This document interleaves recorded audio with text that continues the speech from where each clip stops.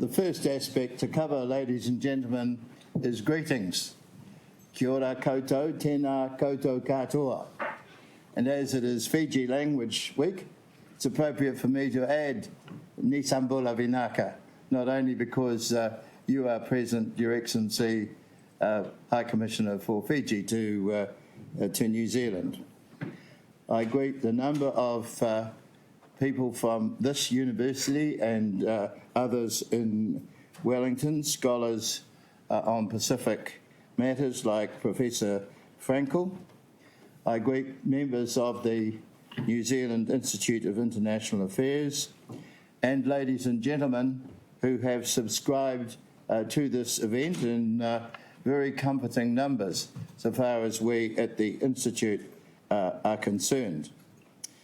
I'm Anand Satyanand, former president of the Institute, and I welcome you here to the Victoria University of Wellington Law School on behalf of the NZIIA, a non-government, independent civil society organisation which has informed and alerted New Zealanders about foreign relations matters since 1934.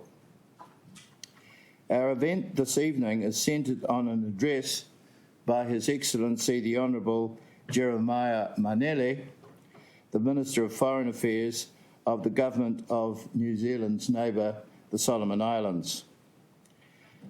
The proceedings which follow will be in the following parts. I will shortly endeavour to read a rather opaque notice about emergency matters, and I shall do that.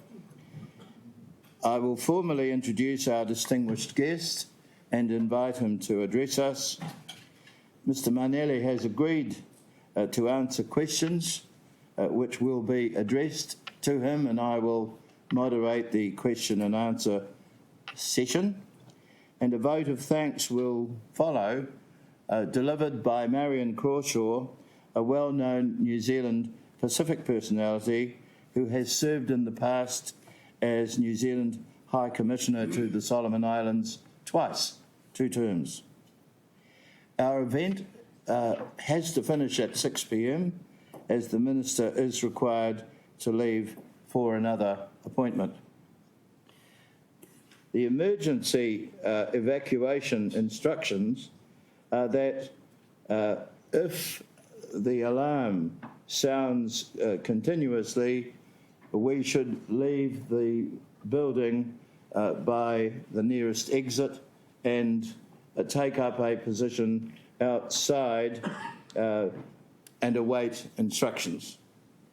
In the event of an earthquake, we are required to drop, cover and hold until the shaking stops. After the earthquake, it is expected that we remain here until it is safe to exit, and we will receive assistance in that regard. If there are things here about taking belongings and so forth, which I don't think I need to belabour.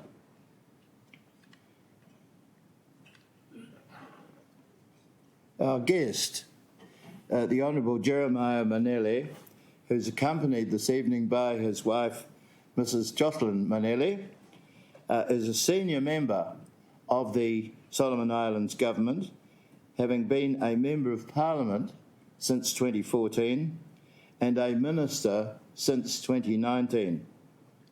Prior to that, he was for a lengthy time a civil servant and diplomat, and he went to Parliament just in 2014. He has held office, therefore, for 3 years. We are all very interested, you may be assured, Minister, to listen to what you have to say to us.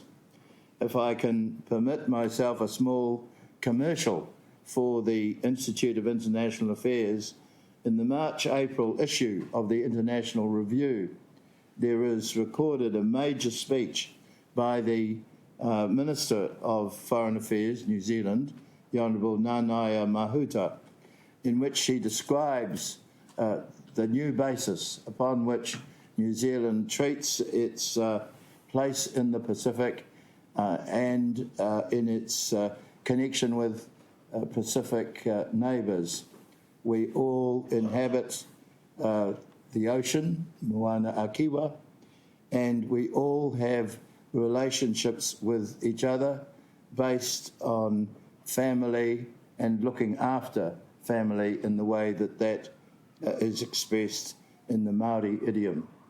So I think for those of you that haven't, some reading of that article and speech provides a useful background to what the Minister may have to speak to us. You are very welcome, and I now invite you to address us.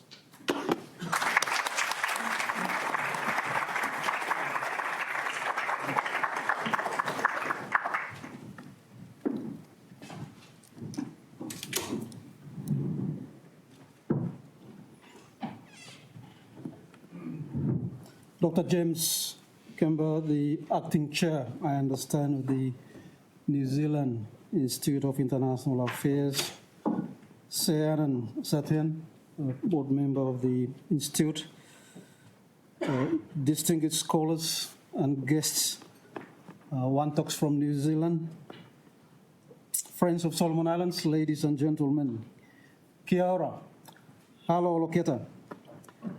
First of all, let me pay tribute and respect to past, present, and future generations of the land on which we hold this event. I bring warm greetings and the Imi Together spirit from the government and people of Solomon Islands to the government and people of the land of the long white cloud, Aotearoa, New Zealand, a special friend of Solomon Islands. Our two countries are connected by history, geography, and the ocean.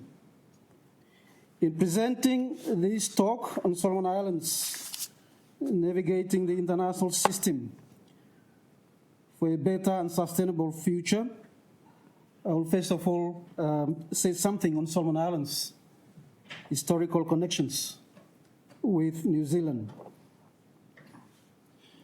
New Zealand will always have a special place in the heart of Solomon Islands. Besides those that follow the All Blacks today, New Zealand have sent more powerful men to the islands, to Solomon Islands. The early New Zealand missionaries, Anglicans and Methodists, brought the gospel to our islands. As a practicing Anglican, Solomon Islands registers its deep respect the family of late Bishop Selwyn, who paid the ultimate sacrifice while serving in Solomon Islands. His legacy lives on. During his time in Solomon Islands, he had woven a mat of friendship that continues to be enjoyed by our peoples and the church. In addition, the work of Dr. Charles Fox, another Kiwi, had written so much about our people. Solomon Islands is a culturally rich, diverse population made up of indigenous, largely Melanesian, small Polynesian and Micronesian populations. All make up part of the 700,000 people speaking more than 87 different languages. It is a country that is still going through the process of nation building, national healing, and peace building. New Zealand has always been a defender of peace, democracy, and freedom, and was part of the Allied force that participated in the Battle of Guadalcanal. Due to Solomon Islands' security fragility, ethnic conflict broke out in 1998. This prompted New Zealand, as part of RAMSI, the Regional Assistance Mission to Solomon Islands, to deploy into 2003 military, police and civilians under the Pacific Islands Forum Biketawa Declaration, together with other Pacific Island countries. The 13-year-old Regional Assistance Mission to Solomon Islands, RAMSI, restored peace, allowed the economy to recover, and strengthened state institutions. The number of regional wantoks that served in Solomon Islands have created a pool and network of friends of Solomon Islands here in New Zealand that have a deeper understanding of Solomon Islands. Sadly, during that period, we also experienced violence that saw business houses burnt down, including Chinatown. This was a period before we established formal relations with the People's Republic of China. Today, New Zealand continues to serve in Solomon Islands under the 2017 Solomon Islands and Australia Security Agreement. Solomon Islands International Assistance Force, or CIAF, under the treaty is made up of Australia, New Zealand, and Fiji, and continue to make their presence felt in the country. PNG security personnel are also in the country under the PNG Solomon Islands security framework.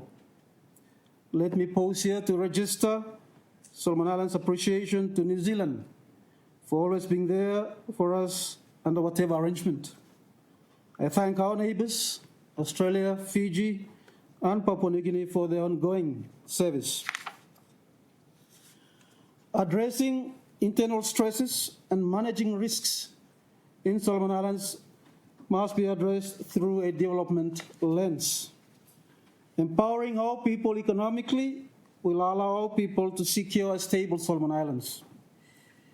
The recent impact of COVID-19, as well as the civil unrest in Honiara in December 2021, and of course, the effects of the conflict in Ukraine has reversed gains made over pre-COVID-19 period.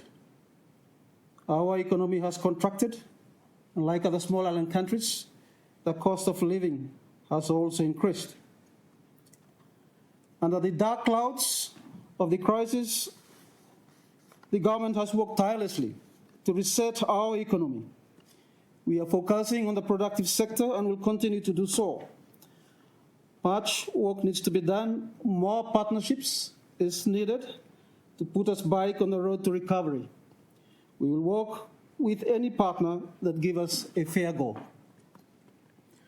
Solomon Islands, as I've said, has a fast-growing population. About 20,000 youths, unemployed youths, are looking for jobs annually. We are one of the 3 remaining Pacific countries classified with least developed country status besides Tuvalu and Kiribati. We have a narrow economic base. Our economic growth is not keeping up with the development needs of the country.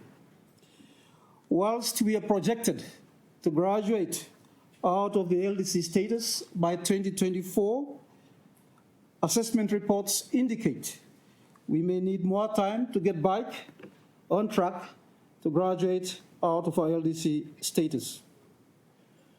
Solomon Islands remain determined to increase the number of about 300 workers that we have under the RSC scheme with New Zealand. We have lost a lot of ground due to COVID-19 period. Part of my visit here is to promote Solomon Islands here to work brand, and ask employers in New Zealand to look our way. Compared to our Pacific neighbors, Vanuatu, Samoa, and Tonga, we have a lot of work to do. The Pacific need such a scheme at this time when our economies are hurting in the islands. We have boosted the number of workers in Australia. The labour mobility program, both in Australia and New Zealand, very popular.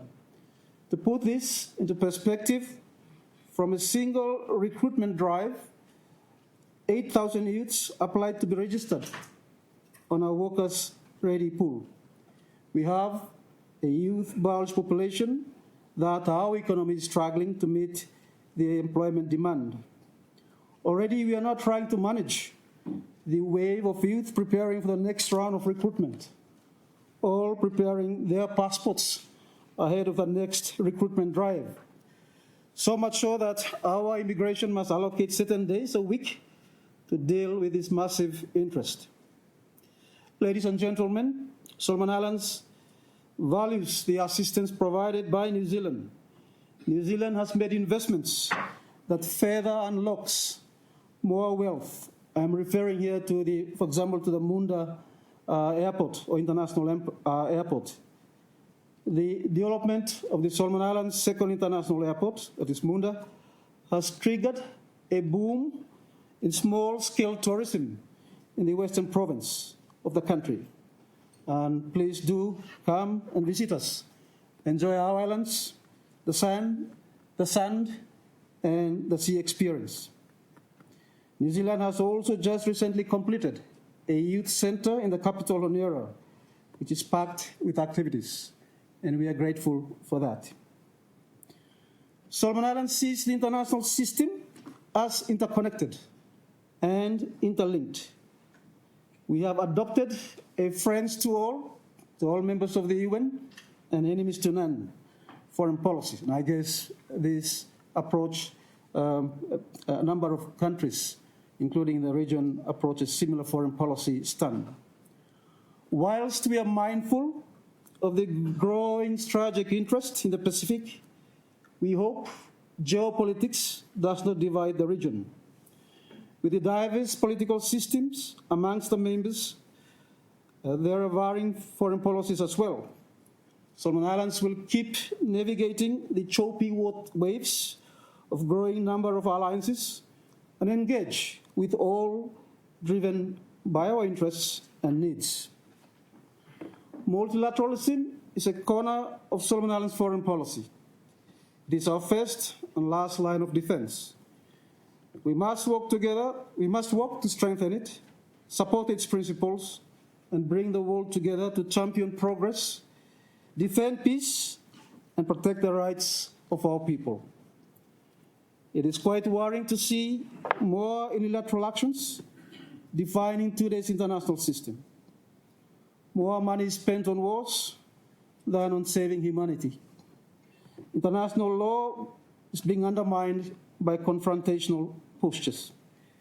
Sovereignty of countries are being challenged. Interference into the internal affairs of countries have heightened tensions that any miscalculation would have an impact on global trade and international peace. The United Nations was created out of the ashes of World War II, set up to ensure that never again will we take up arms against each other. But the UN is not perfect. And as one of the former Secretary General said, Doug Hammarskjöld, he once said that the UN is not perfect. It may not take us to heaven, but it will save us from hell. It is indeed worrying to see, as my Prime Minister stated last week at the UN General Assembly, and to paraphrase, war drums are beaten more loudly in the Hall of Peace at the General Assembly. Sadly, it is drowning out voices of peace, reason, and diplomacy. Solomon Islands, as a post-conflict country, we know firsthand the damage any form of conflict could do to its people. We have countries with weapons of mass destruction that once unleashed, there will be no winners. The shifting international system has seen a growing number of alliances between super and middle powers. It has woken up sleeping giants as the region is getting more militarized. It is Solomon Islands' stance and position that following the experience of World War II some 80 years ago, we will not participate in power politics or be forced to choose sides. We will, on the other hand, work with everyone, guided by our needs and interests. I hope, in this regard, the Indo-Pacific can be a region of peace, cooperation, and collaboration, and not conflict, confrontation, and containment. Given the legacy of the Pacific, our region was used as testing grounds, storage of nuclear waste, and now a certain country in the neighborhood is thinking of discharging treated nuclear water into the ocean. We must keep talking, use the tools of diplomacy, and delay any discharge of nuclear-created water to ensure the precautionary and do no harm principles are upheld. We need to be guided by science on its impacts, especially when such a discharge has intergenerational and transboundary implications. Solomon Islands has grabbed global attention in its 3-year-old relations with the People's Republic of China. China is a Pacific dialogue partner and has brought a new form of partnership and cooperation that as a country we are benefiting from. China today is Solomon Islands' largest infrastructure partner. In line with Sustainable Development Goals, projects we have with China are big and transformative, similar to the Coral Sea cable we have with Australia, or to the second international airport, Munda, that New Zealand has funded, as I've said earlier. The approach that we have with our partners is welcomed, as we have missed out on many of the regional initiatives until recently. Infrastructure is the golden thread that is needed to integrate and unify our scattered population. We remain thankful for all the support we continue to receive from partners including Australia, New Zealand, Japan, Indonesia, the European Union, Papua New Guinea, and of course, the United States of America. We are a large ocean state with an exclusive economic zone of 1.5 million square kilometers. And like New Zealand, we belong to the Blue Pacific continent. The 18 members of the Pacific Islands Forum occupy 30% of the planet's surface, accounting for some 40 million square kilometers. Solomon Islands has concluded maritime agreements with all 5 countries that share our borders, namely with Australia, Papua New Guinea, Vanuatu, Fiji, and France. With the growing impact of sea level rise, the Pacific is working with the UN International Law Commission to protect our maritime boundary in perpetuity, irrespective of sea level rise.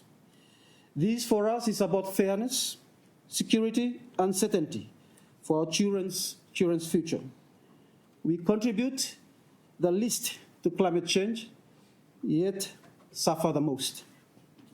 In this regard, leaders of the Pacific have identified, as you know, that climate change as the single greatest threat facing the region and not geopolitics. We are more worried about its impact on our fisheries and tourism economies as acidification and warming of the sea increases.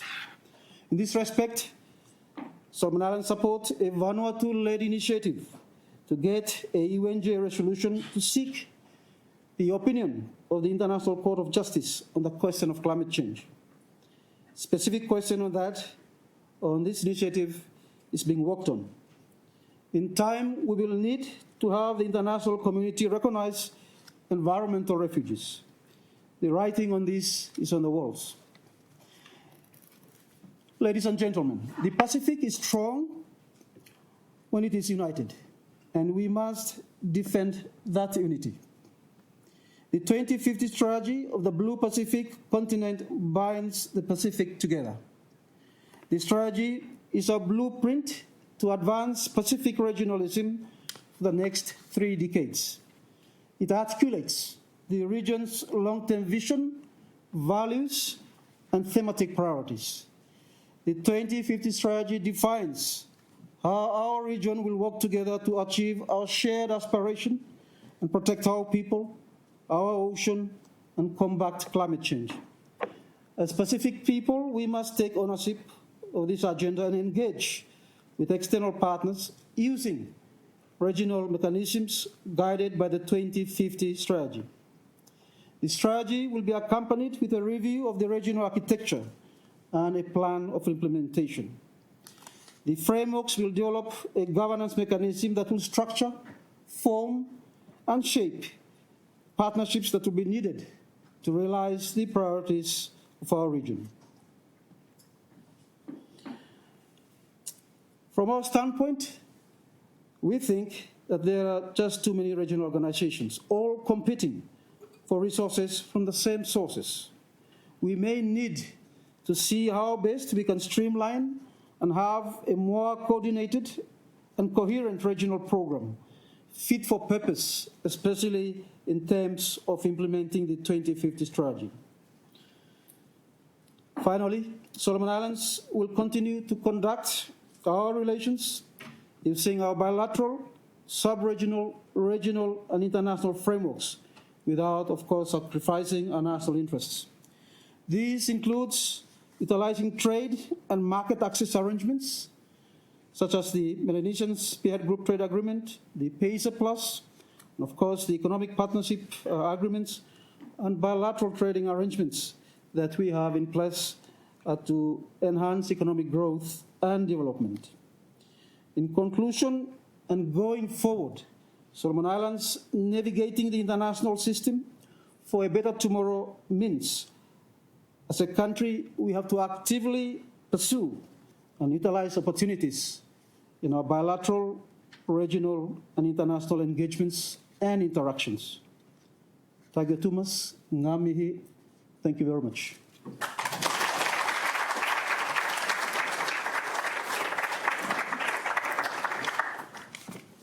Minister, you have a choice. You may remain here at the podium or sit down, whichever pleases you more. I want to now solicit questions that any member of the audience might have.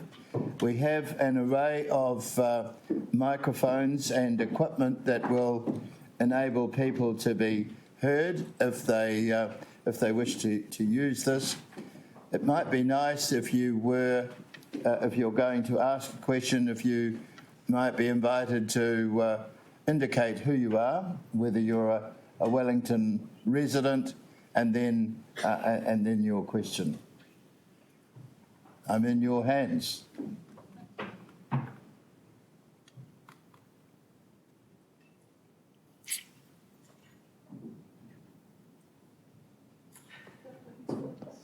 Ms. Jessup, colleague on the board of the New Zealand Institute of International Affairs. Thank you. Thank you, Minister, for your very good speech, and thank you so much for this visit to New Zealand. I think this is a great example of having the type of coordination we need when we feel like our region is under pressure from rising authoritarianism and so on.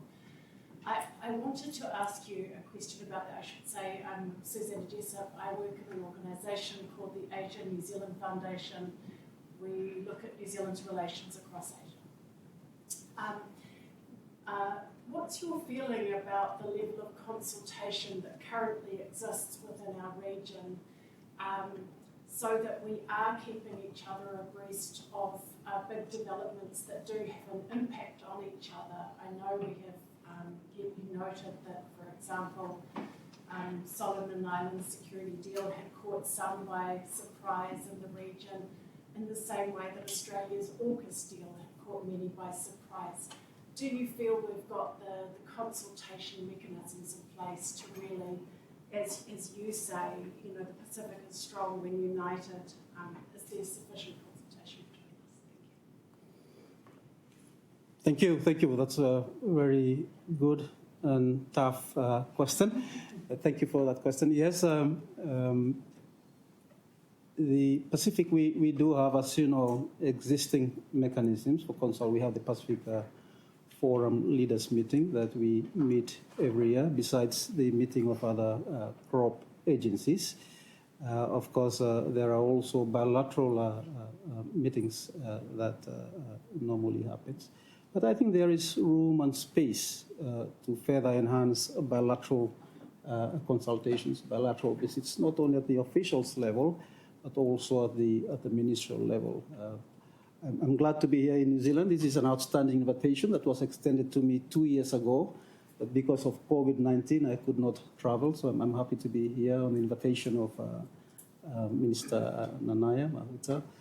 So yes, there is room for more consultations. Of course, while there are regional frameworks for consultations, but flexibility must also be there for sovereign states to also consult and pursue their interests as they see fit. Thank you. Thank you.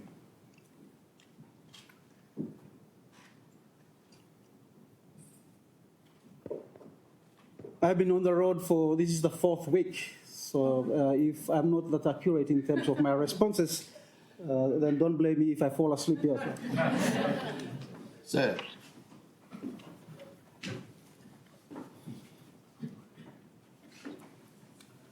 Hello. Now, retired scientist and academic.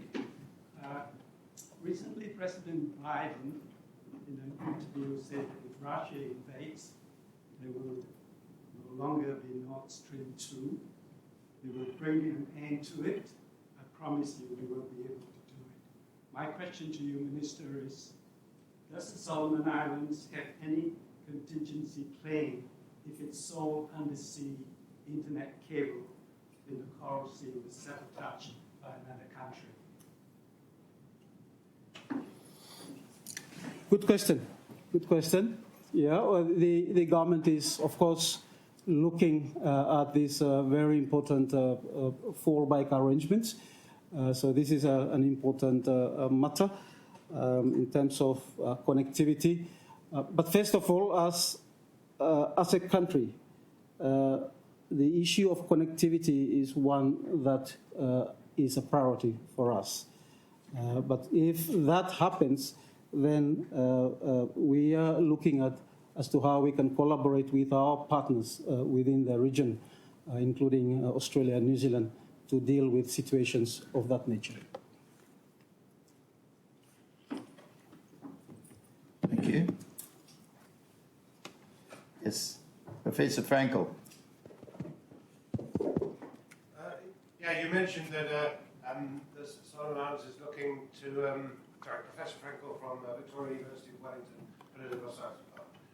You mentioned that the Solomon Islands is looking to partnerships like with New Zealand and Munda airports, like with Australia and the Southern Cross and China as a partner on infrastructure deals. Most of the Chinese infrastructure deals so far have been mainly kind of either grant funded or things like the South Pacific Games Facility or taking over the RCDF, so I won't talk too much about what those are. Where do you see, in other parts of the Pacific, China has made major investments using concessional loans. Do you see any examples of those kind of projects starting up in the Solomon Islands? Thank you, Professor, for that question.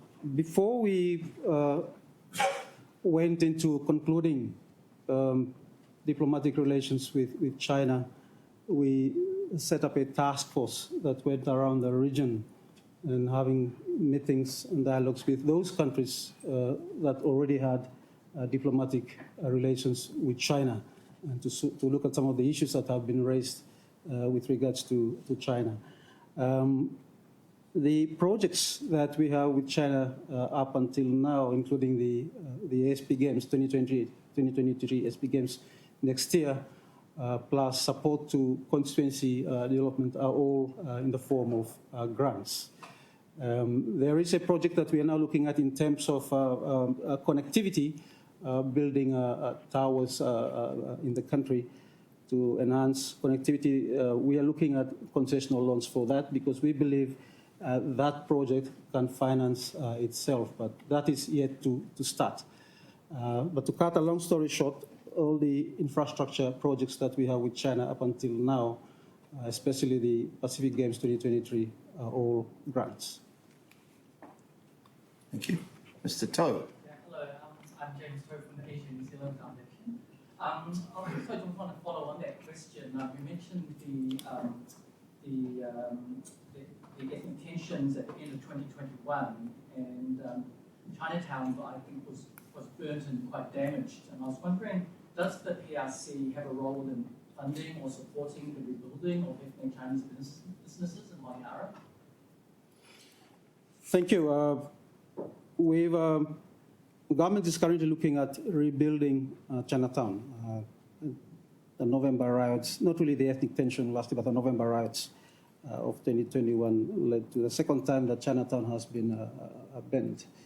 And we are looking at, we are discussing with our partners, not only China, but also multilateral institutions like ADB, to see what scope is there for them to assist in terms of rebuilding Chinatown, especially public facilities, including, I think, Whare High School dormitory or classroom was bent during that time as well. So yes, we are talking with our partners, including China, to see how they can assist on that front. Thank you. Marion Cranshaw. Thank you. Thank you very much. As Sir Anand had said, I'm Marion Cranshaw. Spent quite a long time in my working life in Solomon Islands. One of the, I was interested to hear you mention the conflict in the ethnic tensions in Solomon Islands and Ramsey, which came in to help manage to move Solomons out of that period of tension. The Ramsey left in 2017, yeah.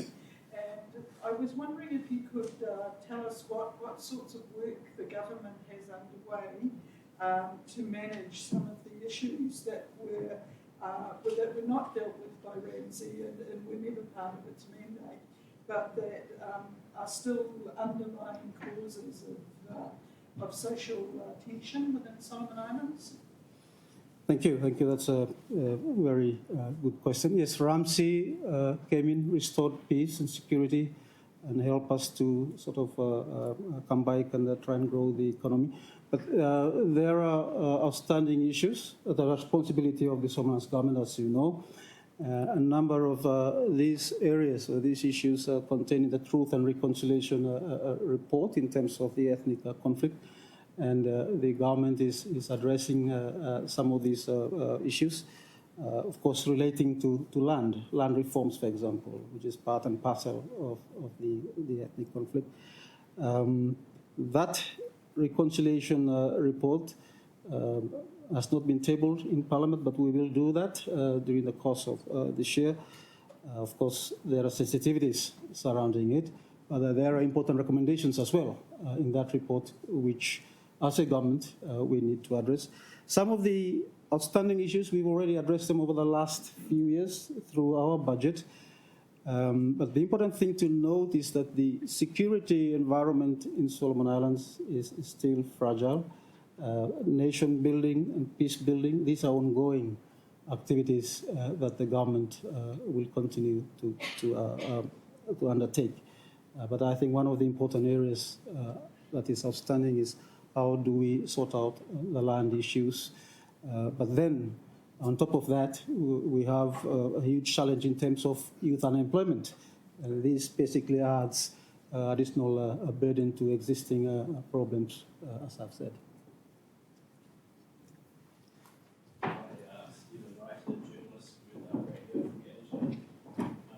I'd like to hear about your perspective on last week's Biden US summit.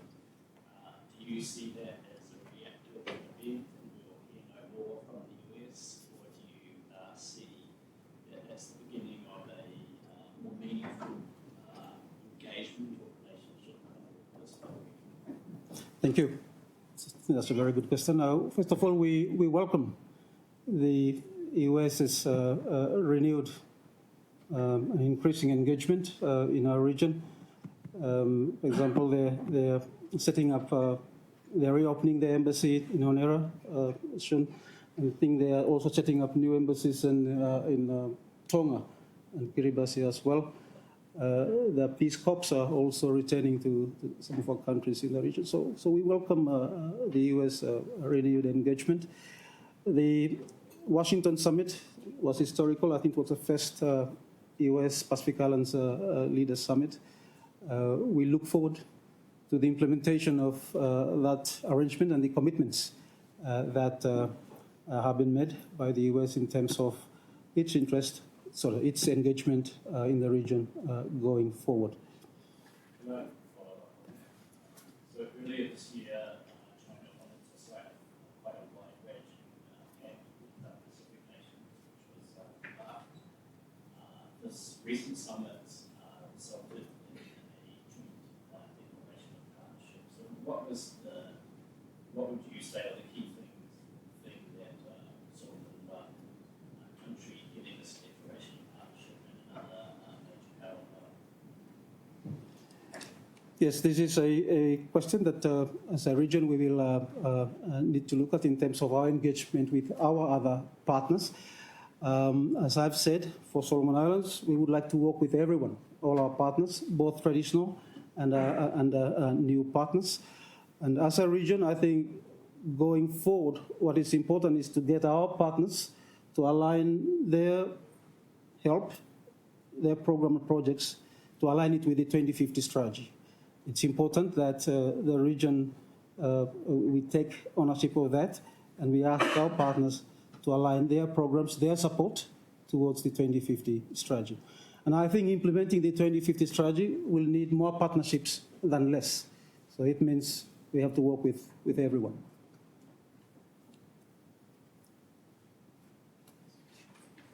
Yes, well, thank you, Minister. Art van der Voorstam just arrived as Netherlands ambassador here to New Zealand and also partly responsible for the Pacific Island states from a Dutch perspective. Thank you for your words about Ukraine. I think it's very important to learn also your reference that you made of the undermining of a rules-based society. I think it's very relevant to hear your thoughts about it. It's very much appreciated, and we're looking really forward to your continued support instead with Ukraine against the Russian aggression. I think it's very relevant that we all work part and united as a multilateral system, also for the Netherlands. And coming back to the Netherlands, not so much in a similar way, but climate action is important from a country that's physically on the sea level, as the Netherlands is what we also can do, continues also working with our New Zealand partners in assisting the island states, including Solomon Islands, on these experiences on dealing with climate, the impact of climate and water, because water is actually our biggest threat and opportunity at the same time. So I'm looking very much forward. But as a newcomer, I have a question with regard that I thought was interesting, also for a newcomer and the European Union being part of those counterparts, or relevant counterparts. You talked about there are too many regional organizations who prioritize. I don't know the exact words you mentioned, but it is, there are too many regional organizations maybe. So could you advise me as a newcomer, so where to start with these regional organizations, and as well from a European perspective to liaise with? Thank you, Your Excellency, for your comments and that question. Yes, as you rightly said, as a region, as countries in the region, climate change is our #1 priority. It directly undermines the livelihood of our people, and we do thank the Netherlands and the European Union in terms of your support towards climate change adaptation and mitigation efforts. Where do we start in terms of the review of regional organizations? This is key in terms of implementing the 2050 strategy. This is work that is yet to be done. How do we ensure, it's about reviewing. And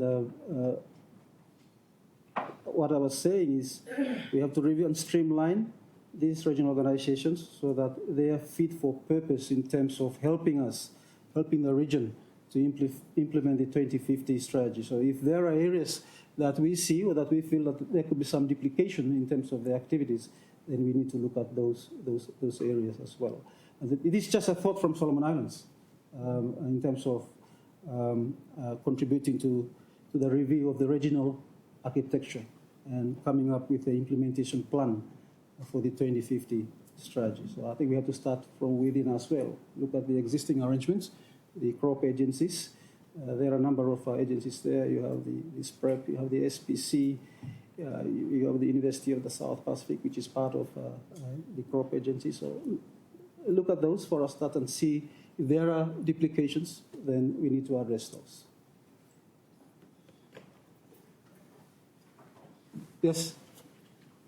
Can I come in from the back? My name's Ken Ross. I used to do a lot of boarding around Vanuatu, Papua New Guinea, New Caledonia, but a long time ago, like last century.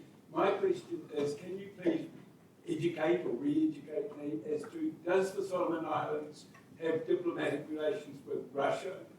I know in the past that the Russians spent a bit of time trying to cultivate the Papua New Guineans, and they did do some work with Vanuatu in 87 where they left a whole lot of tractors in aid, but they had all the instructions in Russian, which meant that they were no use. So the Solomons seem to miss out then, but have you now got diplomatic relations? If you don't, are they making overtures or what? Not yet. We have yet to establish diplomatic relations with Russia. At the moment, we do not have any diplomatic relations with Russia. I think they are still busy with, unfortunately, with the war on Ukraine. But to directly answer your question, we do not have any diplomatic relations with Russia at this stage. Professor Frankel. This is perhaps an unfair question because it's not about your brief as Foreign Minister, but I know that you were previously a candidate for Prime Minister in one of the Prime Ministerial elections after a general election, and that you've been very involved in some of the discussions about party strengthening laws in the Solomon Islands. Those have been not really worked very much, I understand. A lot of people have been switching around from side to side. Does the government have any intention to bring in new party strengthening laws, or have you decided that that really doesn't work and should be best left in the past?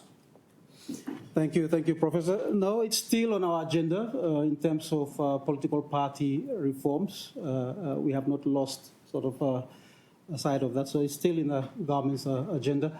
Of course, we have to appreciate that political parties is a new creature in countries like Solomon Islands. But in terms of your question, political party reform is still a priority of the current government. I think I should make a judgment here at this time. Minister, you have generously answered an array of questions, which I think make the chair of an institute meeting happy, but I wish to leave sufficient time for you, Marion Cranshaw, to offer you a proper vote of thanks, which you deserve. Thank you. Thank you. I'm going to come up with, it's just easier for me to... So I'm going to start, first of all, by running through a quick range of thanks to people for coming. Thanks to Haringa Waka, Victoria University of Wellington for the use of this venue, to the Right Honourable Sir Anand Satyanand for chairing, for officials of both governments who have facilitated this visit.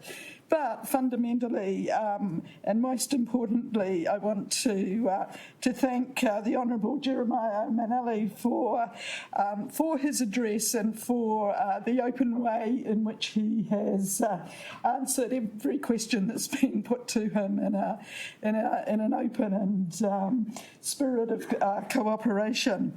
I want to say to you, Minister, that it's an absolute pleasure to see you here in Wellington, and I was particularly pleased that you started your presentation with a list of the events of the history between New Zealand and Solomon Islands, because there is a long and proud history of our relationship that goes back a very long time, and I think a lot of people don't actually understand just how far and how strong the relationship is between our two countries. I also want us to bring things up to the future. It's a key time in the New Zealand Solomon Islands relationship, and at this point I think that the better we understand each other and the better we understand where each of us are coming from, the stronger the relationship will be, and the less the opportunity to avoid misunderstandings. And I think that the last couple of years of COVID and COVID lockdowns probably have contributed to more likelihood of misunderstandings arising simply because people have not been able to engage in the sort of way that they did in the past. You've given us a very clear picture of Solomon's government's priorities and perspectives, and it's good to hear about the forward-looking work that the government has underway. So I'm going to leave it there. I was saying to someone actually only last week that if you say Solomon Islands to me and wind me up, I can talk for hours, and that's a factor of the amount of time that I've spent both in and working on Solomons. But actually, it's probably true of the Pacific in general. So I'm just going to say, could we please put our hands together and thank you much.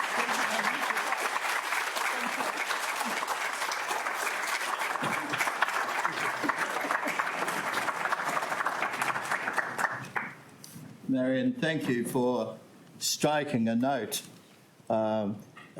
striking the notes that you have of warmly thanking the Minister and acknowledging how closely, in many ways, the New Zealand and the Solomon Islands are connected. Long that may continue. Can I then thank you, ladies and gentlemen, for your attendance this evening, and can I invite you to get to know in the near future of other events that the Institute will be running. Its website is informative, and the events that it puts on, either the national office or the local Wellington office, there are many issues to be canvassed, which we have enthusiastic people in charge of. Thank you for your attendance.